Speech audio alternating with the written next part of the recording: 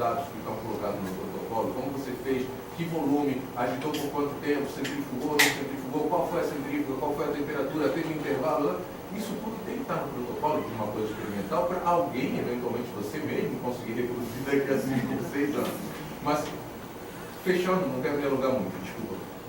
Com relação ao levantamento que o Fred ou lá fizeram, sim, existe uma maneira complicada de publicar as coisas, nas quais 99% dos dos materiais e métodos que são publicados são irreprodutíveis. São mesmo, eu digo isso por minha própria experiência. Mas eu espero, acredito que isso talvez mude a partir do momento que agora a gente tem a possibilidade de colocar esse supplementary data. Mas isso tem que ser incentivado pelos orientadores, para que os orientados não deixem esses resultados, esses dados importantes, simplesmente se perderem no vácuo. Até porque eles podem ser consultados tranquilamente online e até fazer um levantamento supplementary data, o que tem de dados, assim, não são no artigo, mas que estão lá como dados complementares que podem ser relevantes. É uma comparação interessante para o projeto, né? Ver se tem mais dados realmente no supplementary data. Sendo otimista, eu acho que a cultura do supplementary data evoluiu nos últimos 2, 3 anos. Se você baixar um PDF da Nature agora, o default vir, isso não foi de um ano para cá. O default vir no artigo e depois pronto. Mas ele já vem no mesmo PDF, assim, então, é uma pequena coisa, mas se acho que é você uma pegar o grande. paper da Nature, você vai ter 3 páginas. E quando você pega o suplementary data, você tem 15. Eu fiz isso outro dia, eu estava lendo um trabalho que era sobre neuro também. Cara, eu fiquei assim, isso está na figura tal, no suplementary data, isso está na figura tal. Eu falei, pô, o trabalho não tem a metade das coisas do cara que está no suplementary data. Eu fui olhar o suplementary data, cada tal. Eu falei assim, pô, essa informação é importantíssima, mas não pode ser colocada por conta da limitação física do espaço da revista. Por sorte, a parte eletrônica facilita muito. Chega, eu acho que isso melhorou, assim, mas acho que tem duas coisas. Quer dizer, primeiro a gente tem que, de novo, um catadal de 50 e poucas páginas, alguma coisa que dificilmente você vai entrar e olhar, então assim, a gente poderia ser um pouquinho mais sistemático em colocar algumas informações. Segundo, a gente tem que conseguir recompensar. Você falou o orientador incentivar, mas assim, não é o orientador incentivar o orientado, é a agência de fomento incentivar o orientador. Não, a gente tem que ter boas recompensas. Oi? É o orientador incentivar o orientador também, mas eu acho que assim, a gente tem que ter recompensas por ser rigoroso em termos de descrever métodos, de como é que sabe de quão bem você relata as coisas. E a gente não tem esse uma coisa que a gente tem que começar a pensar talvez você pensar como é que é o formato padrão de escrever um paper. Quer dizer, todos os elementos que tem no paper, assim, eles foram criados na época. Você publicava uma coisa em papel, todos os dados que o seu colega teria acesso são aqueles que estão naquele paper, e, pelo menos em teoria, tudo que o cara precisa para reproduzir a pesquisa está naquele paper. Você faz uma situação como essa, tipo assim, que eu vou escrever um paper de 4 páginas, com 20 páginas de supplementary information, não tem como o seu paper não ser um resumo do que está no supplementary information, e uma das pessoas não vão ler o supplementary information. Então, não tem que acreditar em você, na, digamos, meta-análise que você faz dos seus dados que estão no supplementary information, tipo, colocar uma espécie de meta-estudo em cima do seu dado. Então, a gente, talvez você pensar em coisas que a gente faz de forma informal, como é que sistematiza isso? Para descrever tudo que você fez, o que você está dizendo. E isso entra no budget science, dá para pensar alguma coisa para explorar isso. Sim. Mas eu acho que essa parte que a gente está falando muito e cai no que o Thiago falou, cara. Eu acho que falta muito dos próprios orientadores aqui no CCS ter essa visão. Eu acho que a cobrança não tem que ser do CNPq nem do DPQM, são dos orientadores. Os orientadores vão cobrar, mas você não, mas quem quem forma o cientista é o orientador. Quanto mestrando e doutorando que eu conheci que não se interessa por estatística, não se interessa pela confiabilidade da ciência, porque nunca entrou em contato, nunca o orientador teve essa problemática. Porque o cara só faz o mestrando, pivetar e ter o lote. E ter o resultado. Tipo, acho que também os orientadores acabaram pegando uma fase, por exemplo, o Júlio, que ele falou, tipo, a quantidade de dados gerados era muito menor do que é hoje. Aí acaba que eles tinham acesso àqueles dados no papel. Tinha que ter biblioteca, né? Exatamente, tinha toda uma dificuldade para conseguir o artigo e tudo mais. E não se preocupava tanto a reproduzir, assim, tipo, acho que a premissa quase sempre era verdadeira. Tipo, e aí hoje a gente está enfrentando essa crise por não ter criado essa cultura de reprodutibilidade e tudo mais. Eu acho que agora isso vai começar a ser valorizado porque tanto as revistas como a Nature, a PLOS, estão começando a valorizar isso, estão separando um espaço para isso, então é possível publicar fazendo esse tipo de trabalho.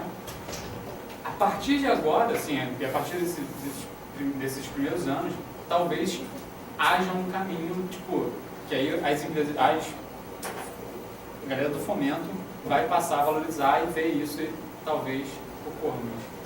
O NIH anunciou assim, medidas para tentar estudar como é que a gente pode mudar o sistema de fomento, de avaliação para tentar replicar isso. Eu acho que é muito legal, assim, acho que a ciência está muito se repensando. Assim, a coisa da publicação científica a minha impressão é que o sistema de publicação em 5, 10 anos vai ir pelo mesmo caminho que a indústria fonográfica, ou seja, explodir, porque não faz nenhum sentido que você dê o seu trabalho de graça para um parasita cobrar sabe, por acesso a uma coisa que você deu de graça para eles com dinheiro público. Então, assim, isso está sendo muito repensado. Acho que assim, os de pais também trabalhando de graça, né? Todo mundo joga de graça. Tem muita coisa para ser repensada, assim, acho que no processo a coisa vai mudar muito, assim. Então, se você é jovem, assim, de repente entrar no bonde do que está mudando, assim, ao invés de tentar seguir a geração antiga, é uma coisa que não, eu acho que assim, não só estimulando, orientando, os orientadores eles podem estimular esse reporte mais fidedigno nos artigos, mas também muitos orientadores são revisores de artigos científicos e eu duvido que alguém que já revisou artigo científico cobrou um reporte fidedigno ali na metodologia. Eu realmente duvido. Alguém ele olhou, pô, tá faltando transferência e falou, não, ó, eu tô revisando esse artigo, eu acho que você tem que falar como foi feita a transferência, tem espaço na informação, na suplementar no efeito biológico assim, enfim, então assim, eu acho que eu acho que tem muita coisa que é implícita também, né? O revisor, ele reconhece se quem escreveu realmente sabe fazer aquela técnica, então ele vai deixando no implícito, assim, não, se ele descreveu o mínimo da técnica, é porque ele domina. sim, mas por que o professor não consegue reproduzir isso? Isso, mas aí a boa colocação do Fred, que algumas áreas, algumas técnicas, elas aumentaram muito, assim, complexidade, o aumento da tecnologia, então são muitos detalhes que fica difícil pelo implícito você garantir que quem fez o paper realmente fez tudo direitinho ou se ele fez alguma adaptação errada. E o problema é que às vezes até fazendo, tem vários artigos enviesados. Aquele artigo no final, aquela citação que eu coloquei, sim. E, um exemplo que eu lavo sempre nas palestras vezes é aquele das doenças neurodegenerativas que o cara tentou reproduzir, nada era reprodutível, porque a gente está sempre em busca do resultado positivo. Se a gente, entendeu? Todo mundo só vai usar o resultado que deu. Vai fazer 10 vezes. O que deu o resultado que ele queria, ele vai publicar, ou vai tentar publicar. E o mundo vê aquilo. E todo mundo, porra, beleza, isso que é a verdade. E aí volta, e por isso é a crise. Aí todo mundo vai tentar reproduzir e tenta 10 vezes e não acontece. E quem não Mas consegue isso é a grande limitação da coisa, vamos fazer meta-análise, você vai resolver tudo. Não vai resolver tudo porque você tem, sei lá, você tem 10% de resultados. O cara tentou 9 vezes, você não tem acesso. Então, assim, enquanto a gente não conseguir resolver o problema do que eu chamo de experimental attrition, quer dizer, sabe, os experimentos que aparecem, não tem meta-análise que vai resolver o problema. Então, por isso que eu acho que é muito importante, tem que vir sim de quem gerencia ou cobra, porque é tão importante isso, assim, que isso tem que mudar. Então, eu acho até que, inclusive, quem está pensando sobre isso tem que marcar reuniões com essas pessoas e levar essas ideias para que elas comecem a virar comissões que comecem a pensar sobre isso, como isso e vão fazer isso, porque é a questão da tendência, né, que você falou, não é nem só que agora a gente tem como fazer pela tecnologia, como é uma demanda do nosso processo humano, assim, de cruzamentos de áreas e tudo, então é muito importante, senão não faz sentido ficar fazendo ciência, se não puder. Deixa eu levantar uma outra. Mas tem gente que eu queria complementar, porque esse viés ele é perigoso, inclusive, para a meta-análise. Você só quer resultado positivo. Então, como é que você vai fazer a meta-análise explorando os resultados negativos, e eles são fundamentais para a ciência, a falsibilidade dos experimentos, ela é fundamental. Então, se alguém não encontrar resultado, isso contribui para a ciência da ciência.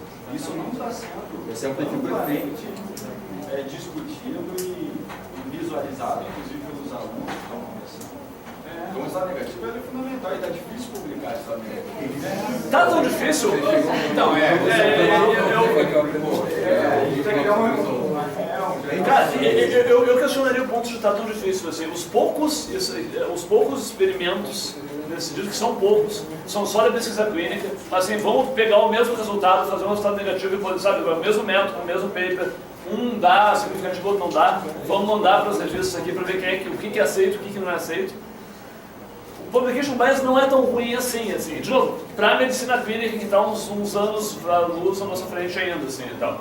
Mas eu acho que é muito menos, assim, tá difícil de publicar e muito mais as pessoas não se coçam para publicar, assim, tá? Assim, entram no balde das coisas que não deram certo e vão para a próxima, porque a próxima vai ser mais legal, assim, então esquece essa porra. Assim, eu acho que mais do que assim, não tem espaço, tem revistas do pós-band, blá blá blá e tal, que especificamente não temos bias nenhum, pró-resultado positivo, se você for revisor lá e tal, toda coisa tá, tipo assim, tá feita para você não avaliar o impacto do dado, então, assim, eu não sei se é tão difícil, eu acho que é mais uma questão da cultura da gente não tentar. Mas acho que difícil é a cultura, não é para serviços somente. Acho que a gente não... Fred, você tinha levantado também, não? Eu queria puxar um outro lado do que foi apresentado aqui, que é o seguinte, que eu achei muito interessante. Vocês estão discutindo muito a análise de metadata. O Bruno apresentou uma outra forma de fazer ciência de baixo custo, que é você pegar a pesquisa teórica e aplicar nos dados experimentais que a gente produz aqui, milhões de dados experimentais, tem um monte de pesquisa teórica no prédio do lado, fazer essa interface. Eu queria ouvir um pouco mais sobre isso e como isso você consegue fazer de outras áreas também. Você veio da física, biologia, mas a gente tem aqui 1000 áreas super interessantes que poderiam trabalhar junto. A gente tem meu viés de físico teórico, mas tipo assim, aquele negócio, quando você tem uma vida um pouco mais parecida com um prego. Eu tenho, tipo assim, às vezes eu leio um paper de biologia, principalmente, não só. E aí eu vejo tipo assim, que o cara fez aquela coisa fantástica. Ele não respondeu a pergunta óbvia que um pouquinho de análise faria, sabe?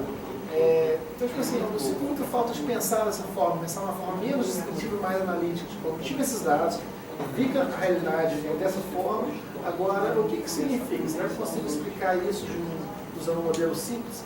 E nesse sentido, na biologia, isso é muito comum, um viés contra modelo simples. Porque, assim, nós na física temos um viés contrário, né? Nós tentamos fazer modelos simples demais e eles tentam fazer modelos complicados demais. Porque sempre que você tenta modelar uma coisa de forma simples, tem aquele negócio comentário. Mas você não incluiu isso, não incluiu aquilo, não incluiu mais aquilo. E neurociência, cara, se você incluir tudo que pode acontecer, você não vai conseguir fazer nada com menos de 50 variáveis.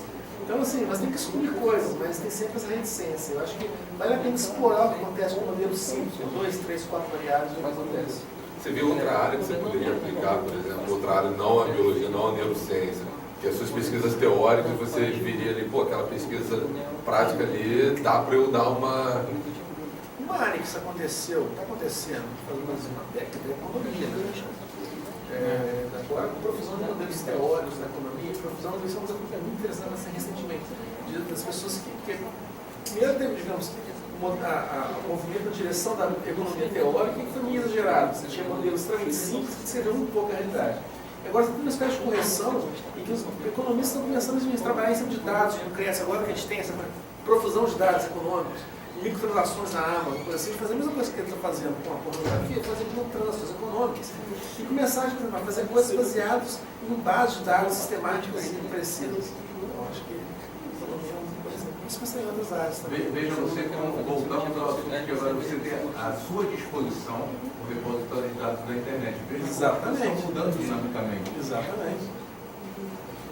E eu ia fazer a pergunta para o Bruno, estava variando, mas já acabaram já no tema dele.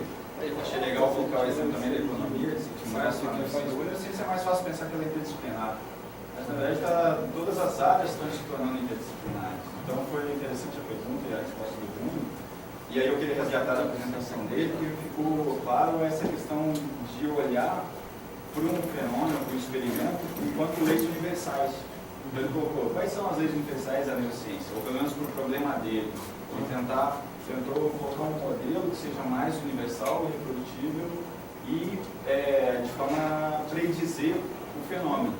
E ele conseguiu fazer isso muito bem, publicou numa grande revista. E aí eu queria perguntar para o Bruno se ele acha que esses mecanismos da física, se você acha que isso então valeria para tudo. no sentido, puxando para o meu lado, né? Você acha que o comportamento humano ele é regido por uma lei universal? Cara, Porque a gente poderia chegar nesse ponto. eu acho que a gente pode chegar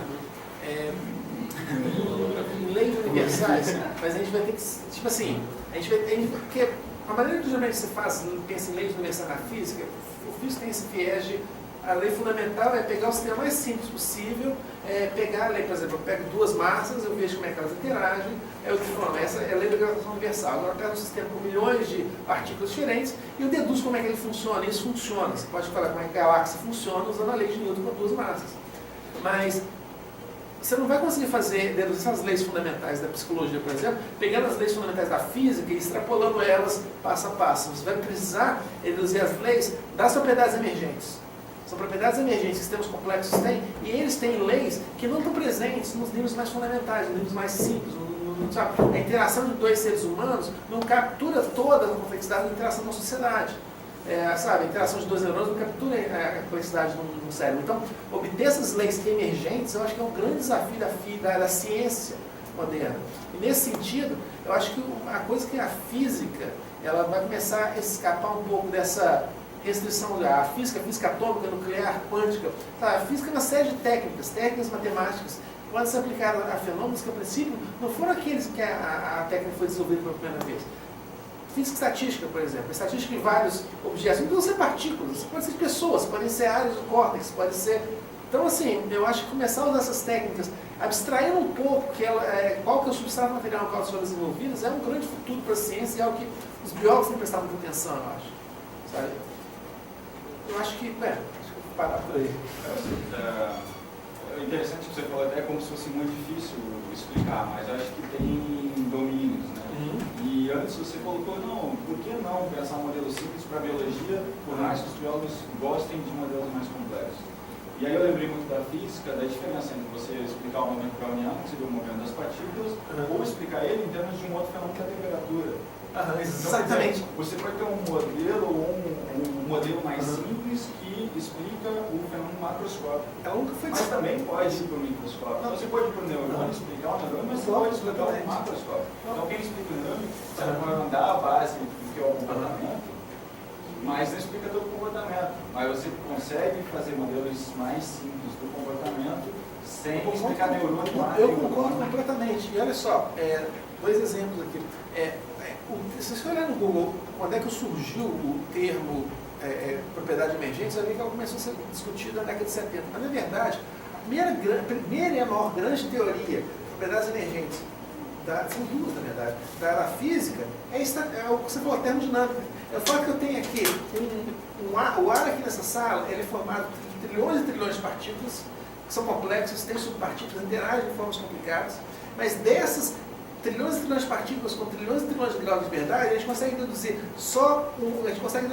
uma ciência onde a gente usa só um número, tipo assim, 4 ou 5, pressão, temperatura, volume, e isso explica, com uma precisão muito grande, como é que o ar se comporta nessa sala. Se eu adicionar mais algumas, eu posso falar de turbulência, posso falar de fluxo, mas sem tipo assim, reduzindo várias ordens de magnitude o número de graus de liberdade que eu estou utilizando. Quando você vai para a psicologia, ou exemplo assim, o que a gente vai fazer é uma coisa parecida, no sentido que a gente pega, por exemplo, eu ia falar de uma pessoa. Tá? Do ponto de vista físico, a pessoa é composta de átomos, os átomos podem estar lá um dia, podem estar no outro, sabe? O que é a pessoa não é uma coisa bem definida. Mas você não faz essa abstração e simplificação e fala de digamos, objetos complexos, pode falar da pessoa, pode falar de uma fobia, pode falar de um comportamento, e você pode fazer então uma ciência sobre esses elementos fundamentais. Isso é bastante não trivial, mas é algo que eu acho que você tem que pensar como é que eu vou falar isso? Você tem que pensar como um cientista que está num certo nível, quer dizer, um nível de complexidade, o físico, depois tem o químico, depois o biólogo, pensar nos entes do nível dele como sendo os entes fundamentais, sem pensar que eles são simplificações de entes do nível mais baixo, ou eles podem ser agregados em entes mais complexos do nível superior. Tá? isso está fazendo sentido. Não, eu acho que assim, não. Mas meu exemplo fundamental, eu acho que assim, em termos de como neurocientistas. Eu nem bebi, cara. Eu cerveja. Não, mas como neurocientistas estão num nível mais ou menos baixo, assim, a gente tem que ter humildade de não tentar explicar. Eu acho que a psiquiatria foi muito por esse lado, assim, tá? Vamos chegar numa psiquiatria molecular. Então, assim, vamos pegar não sei o que e achar a molécula que vai dizer por que você precisa. Cara, a molécula está muito longe do comportamento, assim, tá? Então, assim, provavelmente não é o melhor nível para você tentar explicar. Quer dizer, claro, assim, no fundo, claro que tudo é molécula. Mas assim, se a lógica de, quanto mais baixo, melhor é, aí você teria que ir para a psicologia atômica, para a psicologia... Os quarks, então, assim, os quarks não da necessariamente. A gente, como biólogo, tem essa coisa de tentar reduzir, sabe? Tentar achar... Cara, o nível mais reduzido geralmente é melhor, e não é o caso, assim, e tal. Quer dizer, acho que o nível molecular em psiquiatria explica muito pouco. Mesmo em medicina, assim, e tal, explica menos do que a gente achava que ia explicar sabe, quando, pô, fiz faculdade nos anos 90, assim, genoma tá tudo pronto, não sei o que, então não, a gente vai achar o gênio, ou vários gênios, não sabe, e aí você vai ver, cara, são centenas, sabe, centenas de gênios para cada coisa, e na verdade a molécula é menos informativa do que a gente pensava, assim, então, se me permite, vou meio que responder a pergunta do Thiago e do Bruno. Simplificar o modelo, o que leva as pessoas, ou a parte cognitiva, a recompensa. Reward. Aquela velha história. Reward. O que leva o cara a procurar no Pornhub a bunda grande, os peitos grandes, o pinto grande, sei lá, reward. O cara se sente feliz de ver aquilo. Né? O que leva a distorções ou mudança desse comportamento? É você não ter a recompensa esperada por um determinado assunto. E aí então você começa a complicar o modelo. Você começa a chegar numa escala na qual você começa a colocar outros fatores. Interação pleiotrópica de genes, ou sei lá o que. Você tem que começar a complicar o teu modelo para conseguir explicar os desvios daquele modelo único, daquele modelo com uma hipótese ou com uma única variável que você tinha, que era, no caso do comportamento, uma recompensa.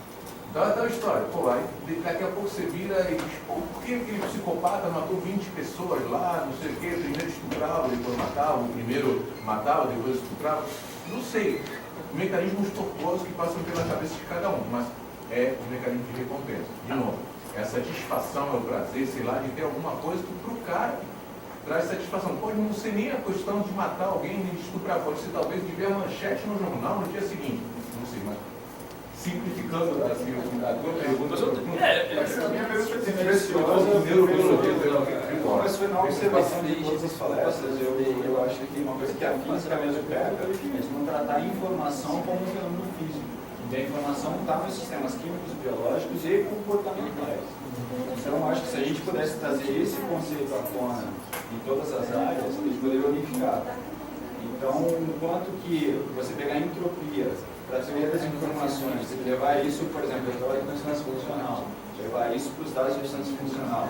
Como o Olavo fez, eu achei incrível, pegar lá os cliques no site e no fim você está analisando a informação, ou o acesso à informação, e de certa forma você descreveu o comportamento.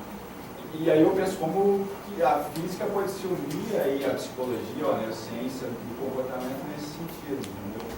Foi mais ou menos por isso que eu enxerguei no evento, da pergunta eu acho que a ideia de modelo se perdeu um pouquinho na biologia, assim, acho que essa de ter muito não sei, coisa assim, vamos tentar fazer um modelo, isso é uma coisa que ficou meio assim, na berlinda, assim, e tal.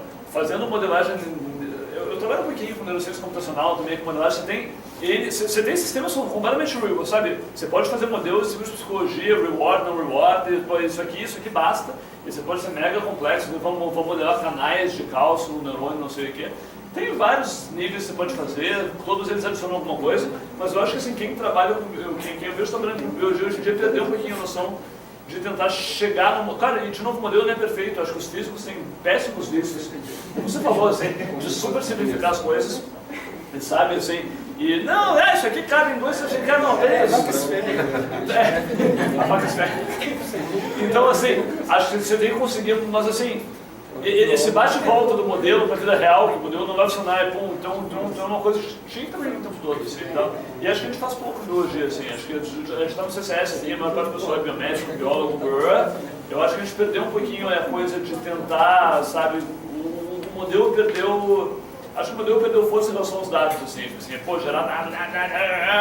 gerar uma boa história narrativa, no máximo, assim, então, assim, pô, tentar chegar no modelo como... Na verdade, eu acho que a narrativa entrou só em cima dos seus dados, né? Você tem que ter uma boa história pro teu paper. Pro mundo não, é pra... Por que você pegou aquele dado, como um se encaixa com o outro. Mas pro mundo você não Como precisa você ter. pode escolher os seus dados e jogar fora 90% do seu Exatamente, é fácil né? montar uma narrativa dos seus dados. Na prática, Você faz. tem que... Essa questão de conseguir fazer essas inter-relações poderiam até estar norteando novas perguntas dentro de uma outra esfera. Não, seria super bom ter mais físicos aqui, tá? Se a gente mantivesse eles sob controle, assim, então... ficaram escravos demais. Às vezes eles escapam, né? Mas eu acho que a gente... O futuro da biologia é mais matemática, é mais física, mais energética, que a gente não tem essa informação, não sei, tá? Acho que isso falta contato, assim. Sim, desculpe, eu vou falar de novo,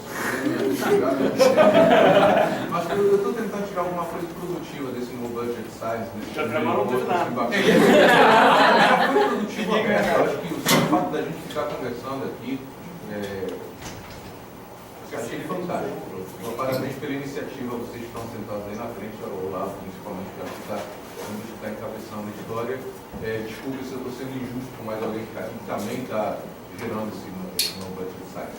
Mas uma coisa que eu estava pensando esses dias, até porque o meu cachorro ficou com, teoricamente, sinomose. O meu cachorro deu um teste positivo para anticorpo para sinomose, blá blá blá. O cachorro está com sinomose, vai morrer.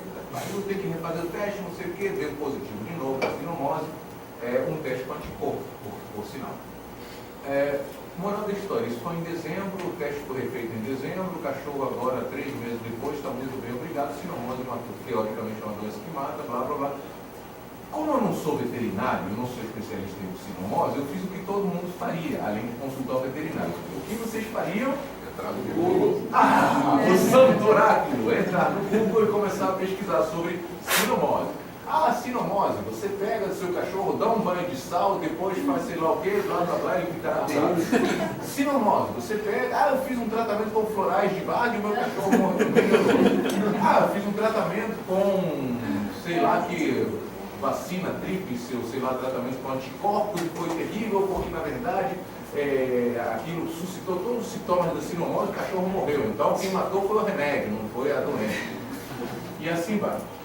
Então, onde eu quero chegar nessa história?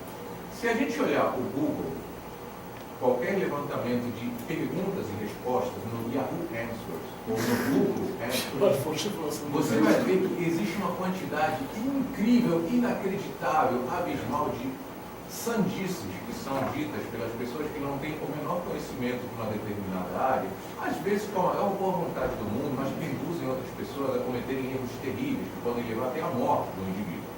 Conjuntivite. Pinga limão no olho, que melhor.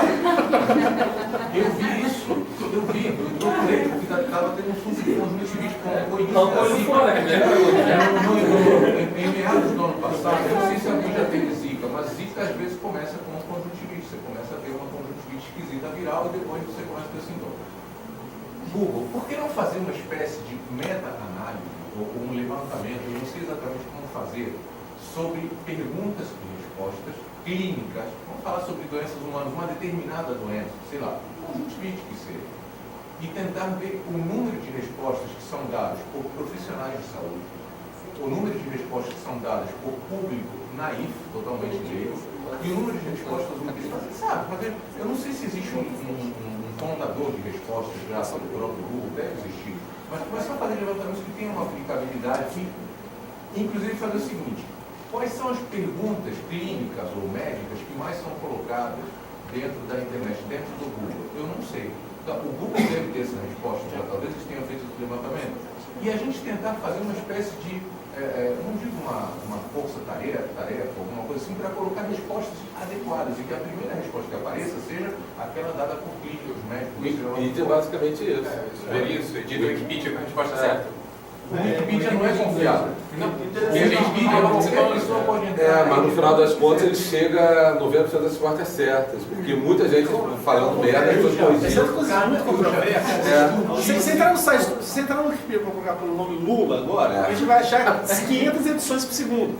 Mas coisas que você não usa normalmente controversas, Sinusite vai ter funções relevantes. ela sobre tende a sinusite. convergir para uma coisa que é próxima à Tem uma realidade. comunidade que se autorregula, que se monitora e tal. Você pode chegar lá e editar. Teve estudos que mostraram isso, a confiabilidade é muito grande depois de certo O tempo. próprio Wikipedia tem falhas. E o problema da Wikipedia, a Wikipedia não pode ficar colocando conselhos clínicos, médicos, veterinários, ou seja lá o que for, porque é uma furada. Eles podem ser processados se colocarem qualquer Mas coisa. tem um aviso, não é um site médico. Eu nunca pesquisei isso. Não, Tem um site chamado Quora, que é desses de perguntas e respostas. É o Edson mais sofisticado. Só que o que acontece é que as pessoas votam, as pessoas votam nas respostas. Se essa resposta é útil ou não, ou ia ser informado ou não. Então tem esse segundo filtro. Eu sei. Tem mais da comunidade, que eu argumento assim isso também. Você bota lá qual é a melhor resposta, às vezes é votação e tal. Pessoas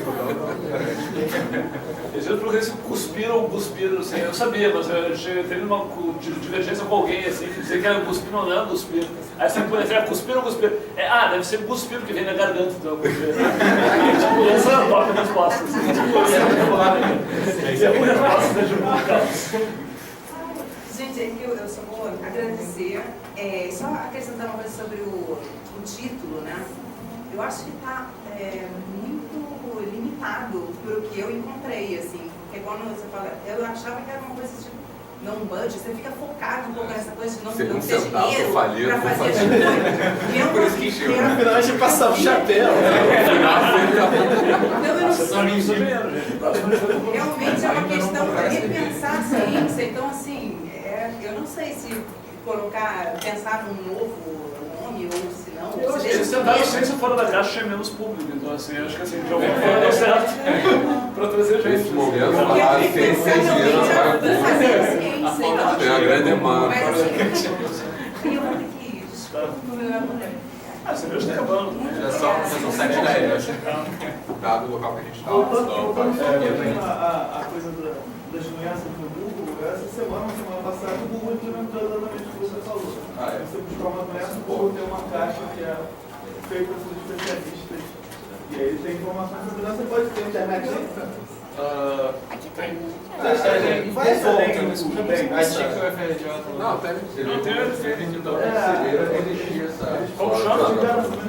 Não, Coloca dengue, coloca dengue. Entra no Google e joga dengue. Coloca assim, que fica mais fácil. O Google é foda. Tem que todo mundo já sabe, foi zika. Caralho! Não, é dengue, não isso. Não, mas Se você colocar isso no Google, vai aparecer um monte de coisa. Mas o que você quer pesquisar? Sinusite. Dengue. Dengue. Sinusite são bem.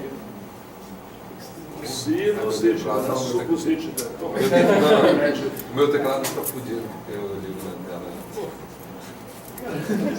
Uma cerveja que ele vai Mas já tá no. Quanto tempo de desculpa? Não.